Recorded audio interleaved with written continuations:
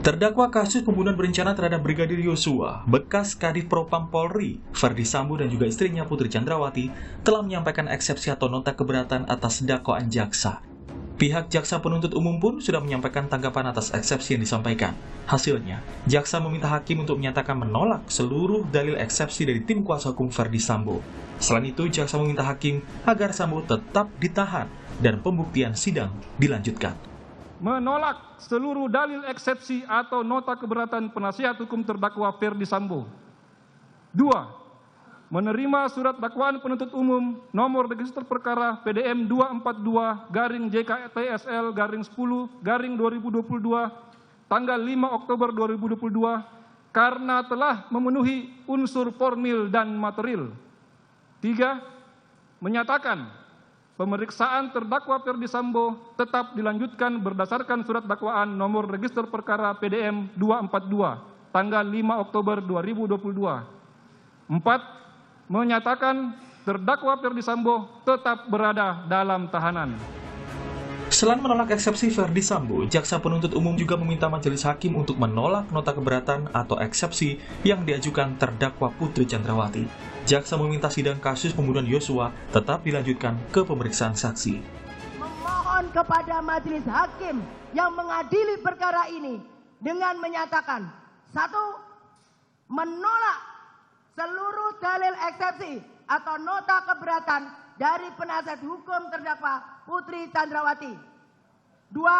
Menerima surat dakwaan penuntut umum nomor register perkara PDM 246-JKTSL-10-2022 tanggal 5 Oktober 2022 karena telah memenuhi unsur formil dan material. 3.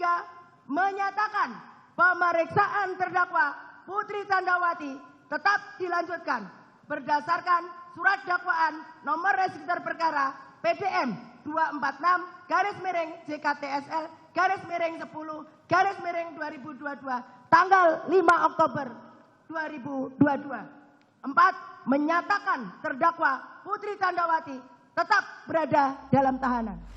Nota keberatan yang disampaikan tim kuasa hukum Sambo dan Putri berbeda dan bertolak belakang dengan dakwaan jaksa. Di antaranya dalam dakwaan, Sambo memerintahkan Eliezer untuk menembak, sedangkan dalam eksepsi, Sambo hanya memerintahkan Eliezer menghajar Yosua.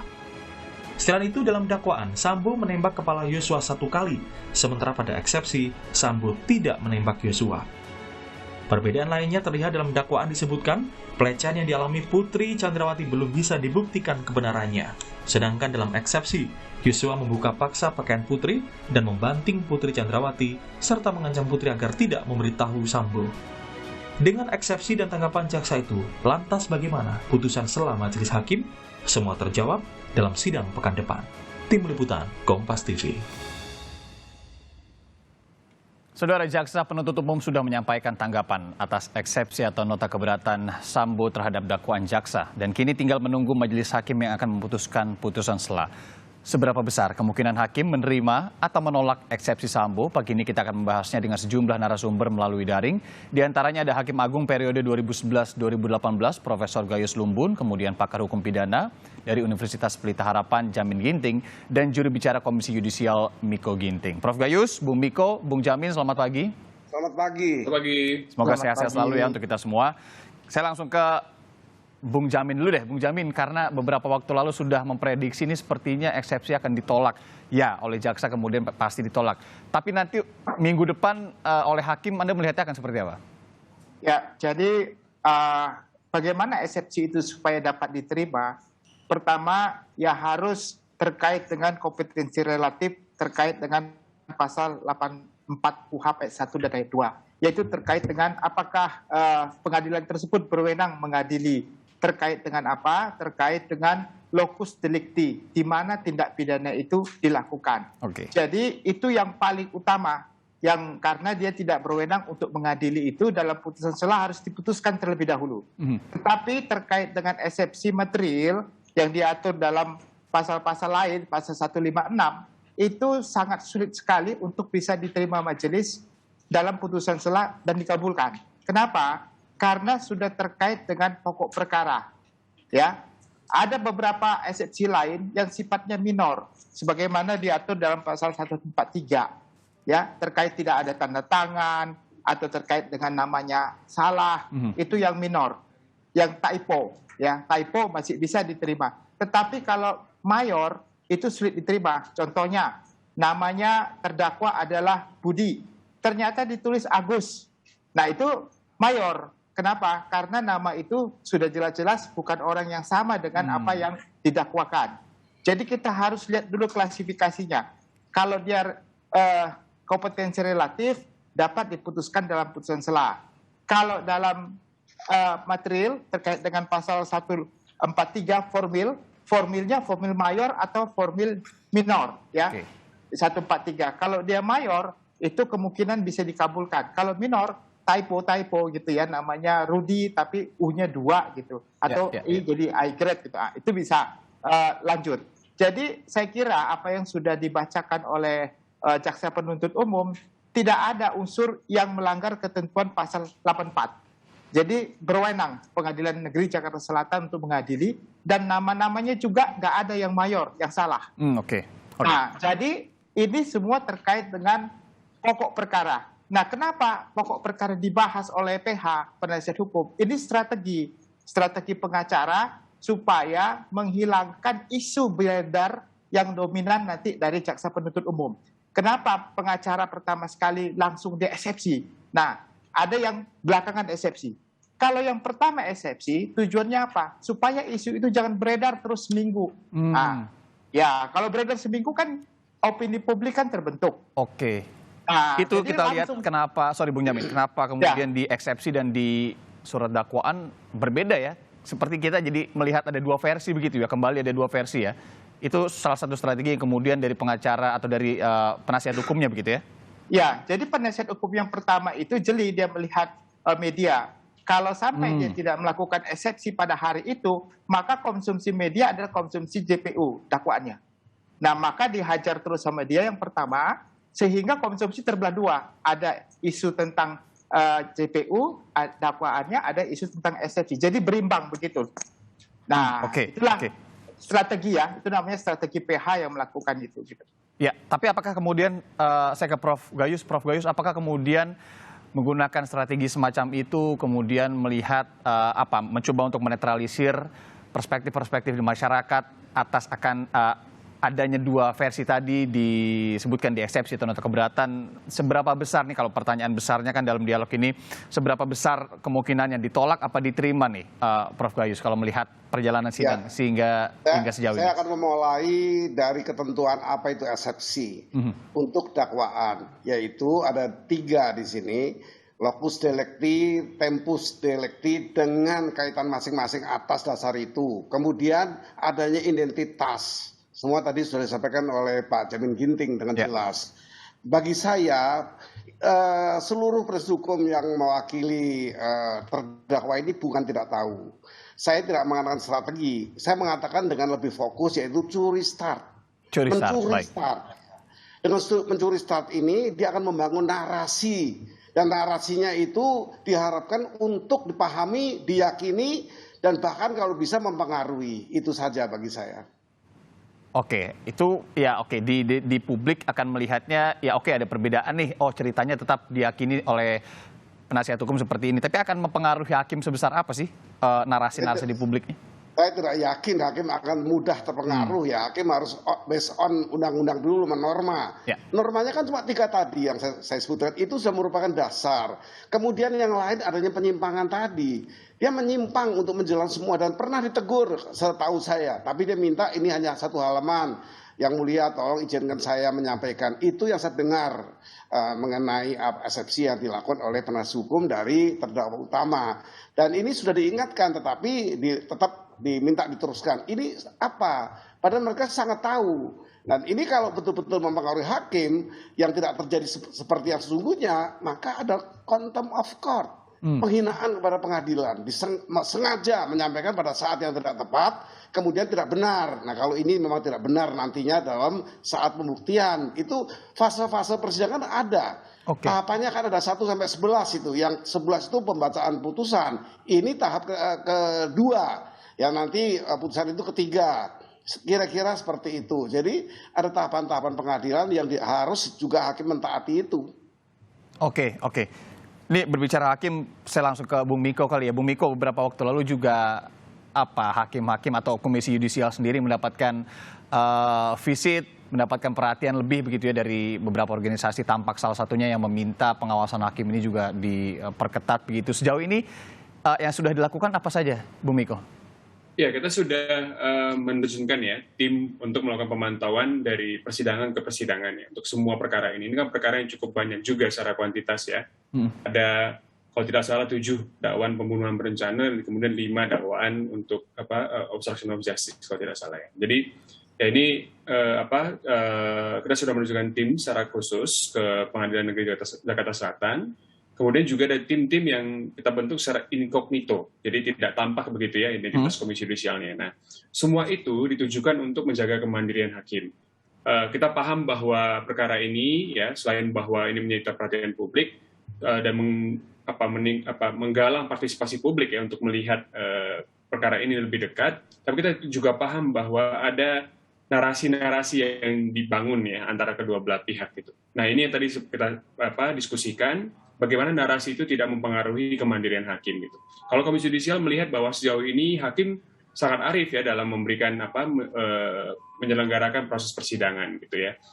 Mungkin ya strategi tadi pembangunan narasi itu hanya akan berlaku ke publik gitu. Tapi buat saya bagi hakim dia akan melihat gitu ya ke hukumnya dulu gitu. Kalau memang di pasal 156 KUHP itu menyatakan bahwa alasan-alasan untuk nota keberatan itu terbatas pada titik tertentu gitu ya, hal tertentu, maka dia akan berpedoman pada KUHP. Saya yakin seperti itu. Oke, Bung Miko mungkin bisa jelaskan sedikit. Kita tahu ada hakim-hakim, ada 3 hakim terpisah juga yang menangani kasus ini. Ada obstruction of justice yang disebutkan, kemudian ada 340, 338 di mana Ferdi Sambo ini terjerat di duanya, terdakwa sebagai kasus keduanya begitu ya. Kalau Anda memastikan kepada publik sendiri kapabilitas hakim yang menangani ini sejauh ini seperti apa, Bung Miko? Ya, pada akhirnya kan kita harus mempercayai bahwa hakim yang ditunjuk ini adalah hakim yang kompeten dan kredibel ya. Dan memang prosesnya pada titik itu, yaitu bahwa perkara ini sudah masuk sidangan dan akan diputuskan oleh hakim ya. Nah, untuk itulah kita kemudian menjaga kemandiriannya agar tidak terpengaruh, tidak terintimidasi, tidak tertekan begitu ya dalam memeriksa dan memutus perkara ini. Saya masih melihat bahwa hakim sebagai sentra pengadilan dalam perkara ini masih mampu untuk menyelenggarakan persidangan secara arif dan mandiri gitu. Nah, itu yang pertama. Yang kedua, selain narasi tadi yang coba dibangun dalam upaya strategi pembelaan ini, saya kira juga yang penting adalah fase ya. Karena kan di Baradae tidak mengajukan eksepsi, sehingga pembuktiannya nanti kemudian itu kemungkinan yang paling cepat adalah di Baradae, sehingga Ferdi Sambo CS menjadi saksi di perkara Baradae kan. Nah, kemudian ini jadi titik penting ketika misalnya saksi-saksi sudah diperiksa di perkara yang lain, bagaimana keterangannya terjaga untuk perkara yang lain juga gitu. Jadi apakah akan berubah dan sebagainya. Nah, ini yang perlu kita juga sama-sama cermati, bagaimana menjaga integritas pembuktian itu. Nah, salah satunya adalah misalnya ada wacana ya untuk kemudian tidak menyiarkan secara langsung proses persidangan untuk tahapan-tahapan tertentu yang krusial. Sekali lagi ini bukan untuk menutup persidangan, jadi beda, terbuka untuk umum, persidangannya tetap pada asasnya seperti itu ya. Tapi terbuka untuk umum tidak berarti langsung disiarkan secara langsung, begitu kan? Nah, itu kan juga jadi satu titik yang perlu kita cermati. Apakah memang begitu strategi yang kemudian tepat untuk kemudian menjaga integritas pembuktian ini. Tapi lagi-lagi ini tergantung pada hakim, karena hakim kemudian menilai. Biasanya Bung Miko tahapan seperti apa yang kemudian bisa berpotensi seperti itu? Ini kan sudah dipastikan di awal ini terbuka untuk publik begitu ya, kemudian juga disiarkan breaking news terus. Tahapan apa biasanya yang berpotensi seperti itu? Saya kira indikator utamanya adalah tahapan ketika pembuktian keterangan saksi. Karena dan kasus ini kan memang bahan-bahan pembuktian utamanya yang saya dapat katakan seperti itu adalah keterangan saksi ya. Sehingga ketika saksi-saksi yang krusial dan menentukan, nah itu sangat dipertimbangkan. Satu kan aspek keselamatannya. Kedua adalah aspek integritas keterangannya gitu ya. Bahkan dalam KUHP sendiri kan disebutkan bahwa keterangan saksi itu bisa diperiksa secara tersendiri gitu ya, terpisah-pisah. Nah, tapi sekali lagi ini wacana, sehingga nanti hakim yang kemudian menentukan apakah memang perlu ditutup untuk siaran langsung gitu ya, tapi terbuka untuk umum misalnya di lokasi pengadilan. Nah, itu kita akan nantikan gitu. Tapi ini berbeda, dua hal yang berbeda sama sekali. Satu, disiarkan secara langsung itu kan bukan berarti tidak terbuka untuk umum gitu ya. Jadi itu dua hal yang berbeda sama sekali gitu.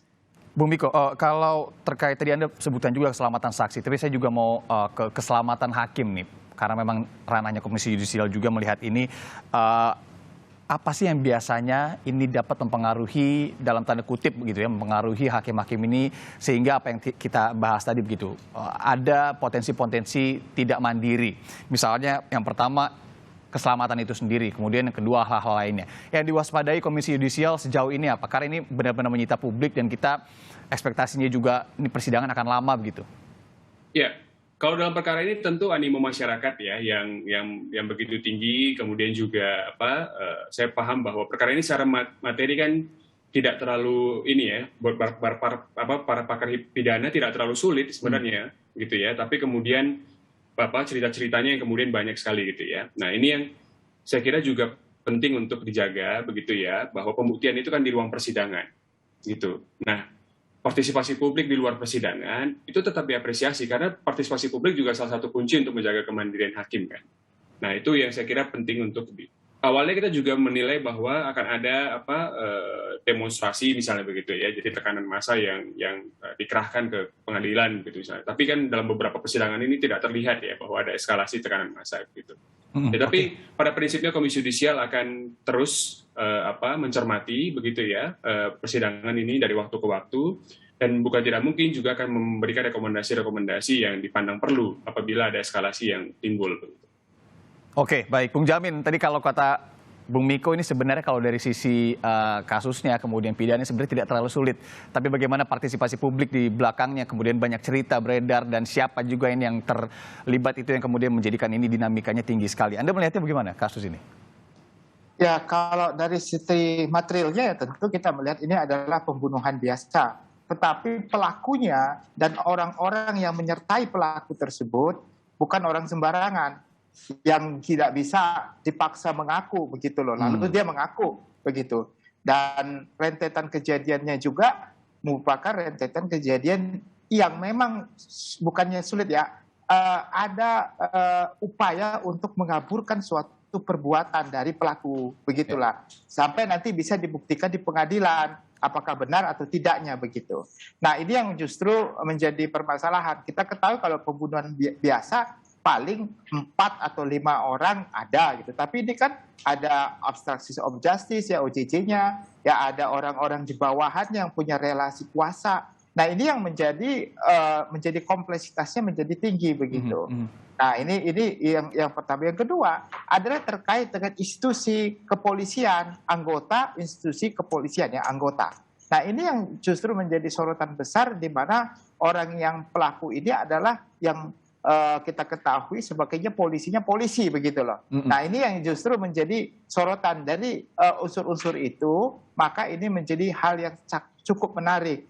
Saya kira tadi kalau seandainya pelakunya langsung meminta maaf, lalu dia mengakui perbuatannya dan menyesali segala macam, ini menjadi perkara yang gampang sekali, langsung diputus saja gitu kan.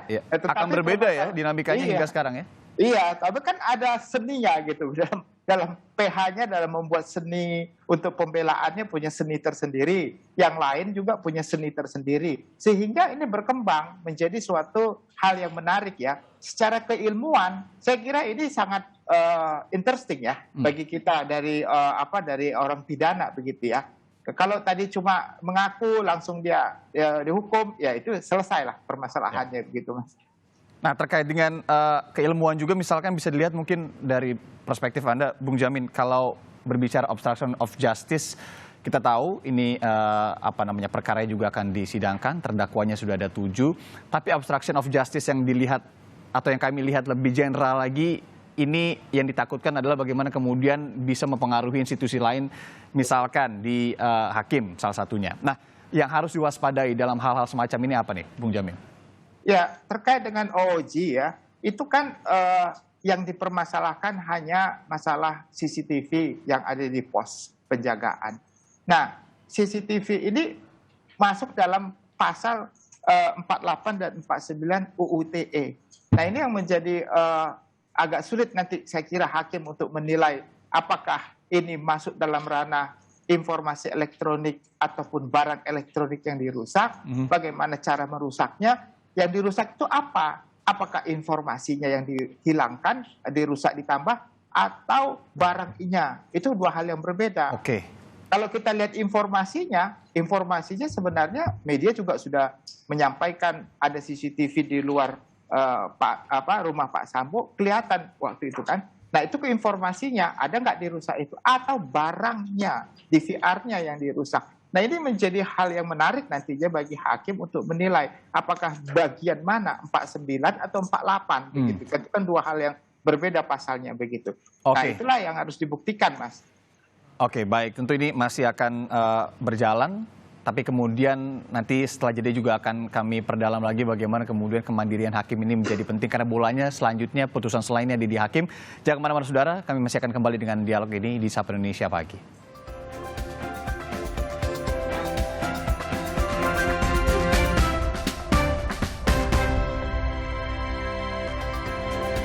Kembali di Sapa Indonesia Pagi, saudara, saya akan langsung menuju ke Profesor Gayus Lumbun. Prof, ini saya tidak perlu ingatkan lagi, Hakim Agung 2011-2018 ya, pengalaman sudah banyak sekali deh. Prof Gayus, sepengalaman Anda, yang kemudian dalam kasus-kasus sebesar ini atau yang menarik perhatian publik sebesar ini, independensi hakim sendiri yang patut diwaspadai saat ini seperti apa sih, Prof? Ada dua hal yang perlu kita teliti. Dan hakim biasa meneliti karakteristik dari kejahatan ini dan karakteristik dari pelakunya.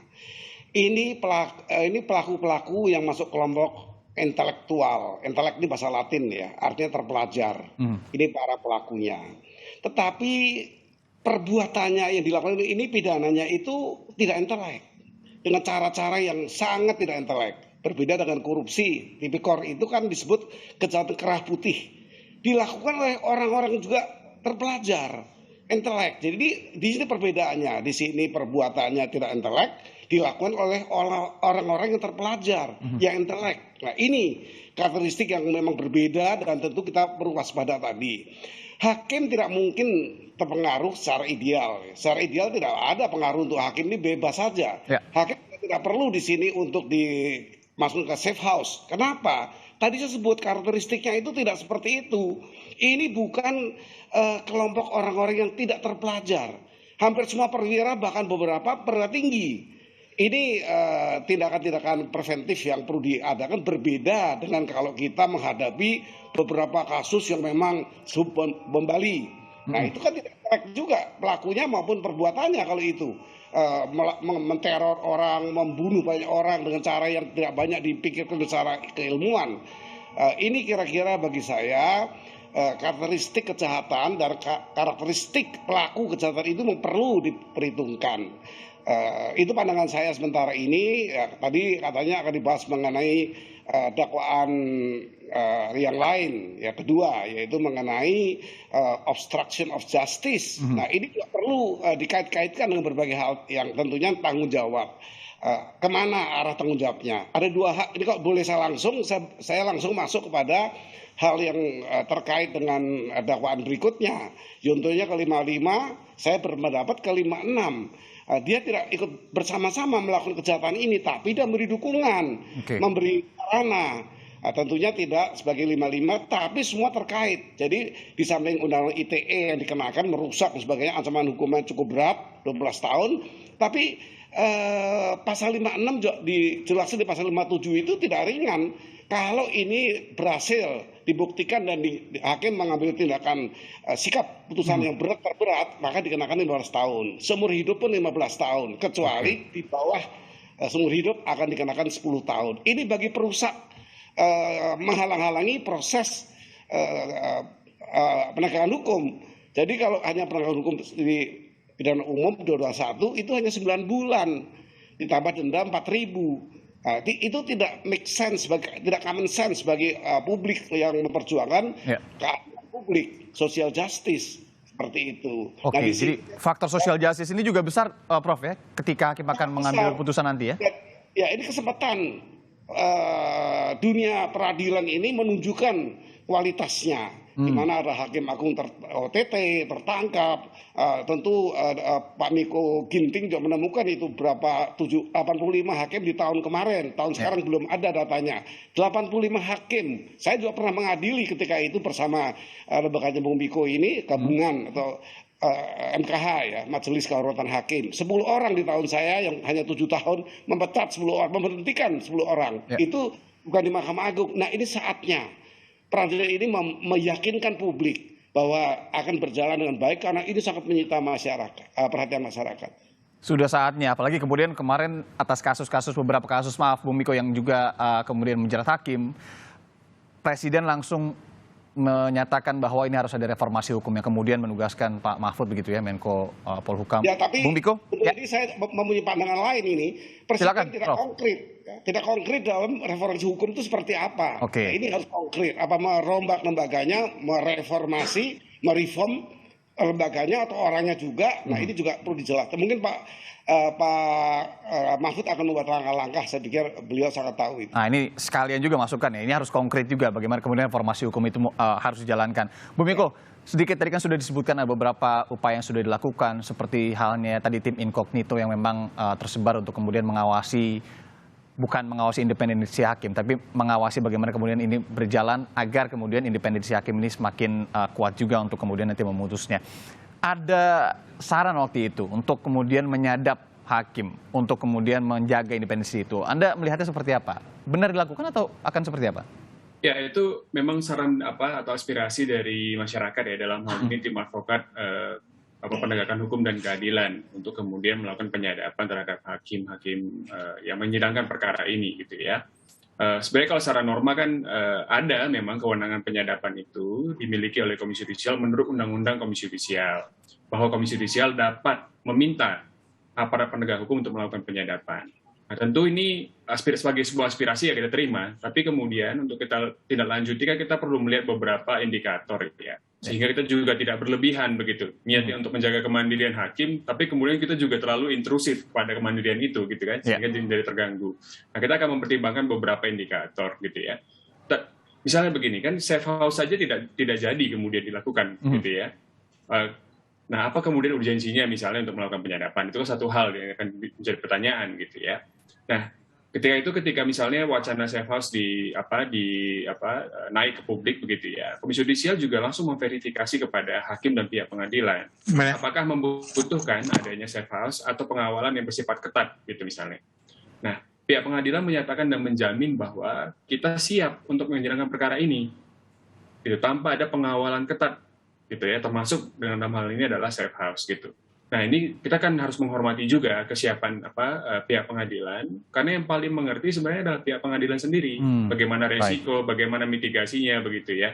Jadi sementara ini soal penyadapan itu kita pandang sebagai sebuah aspirasi, tapi untuk kita tindak lanjuti itu memang kita membutuhkan beberapa pertimbangan-pertimbangan khusus gitu ya, supaya kita juga bisa menjaga kemandirian hakim tadi gitu ya. Itu tujuannya sebenarnya. Baik, Bung Jamin, variabel-variabel lain yang kemudian bisa memengaruhi kemandirian hakim itu sendiri, apa yang kemudian Anda lihat ini harus diwaspadai, dan bagaimana perjalanan sidang ke depannya setelah nantinya ada putusan sela atau tidak dikabulkan atau dikabulkannya, Anda melihatnya akan seperti apa kasus ini ke depan? Ya, bagi hakim ada 3 hal yang mempengaruhinya.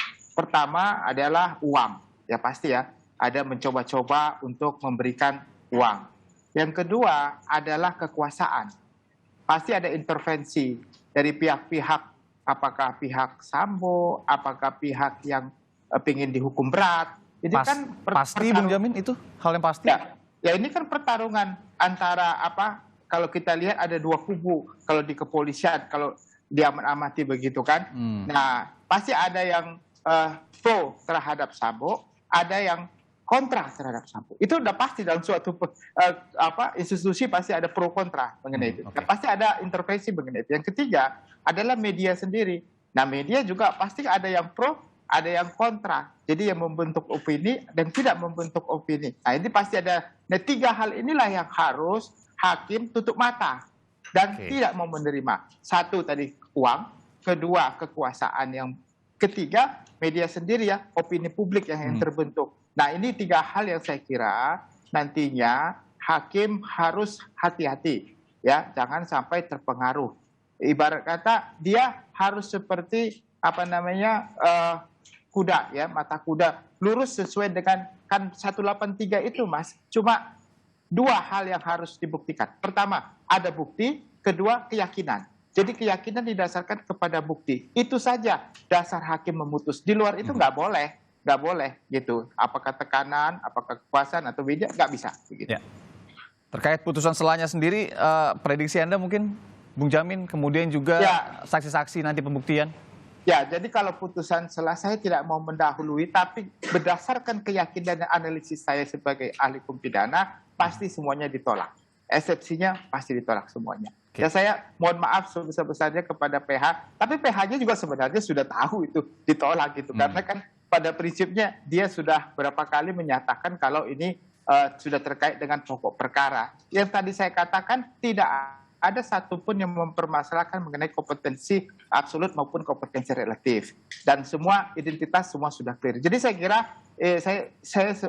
prediksi saya seperti itu begitu. Nah, nanti saksi-saksinya ini tadi agak menarik karena Baradae tidak melakukan eksepsi. Jadi bisa jadi dia duluan yang membuka opini ke publik begitu tentang keadaannya seperti apa. Nah, nanti akan dilihat apakah keterangan saksi yang dimasukkan itu adalah saksi yang terdakwanya atau keluarga korbannya. Saya kira lebih baik ya dalam perspektif ini adalah keluarga, biar ada rasa empati yang cukup besar. Jadi siapa yang duluan masuk keluarga, empatinya cukup besar terhadap ini. Dan dia bisa curi star lah seperti orang pelari, dia duluan gitu, tapi nggak menyalahi aturan begitu. Begitu Mas. Oke, Prof Gayus, kedepannya Anda melihat akan seperti apa jalannya sidang?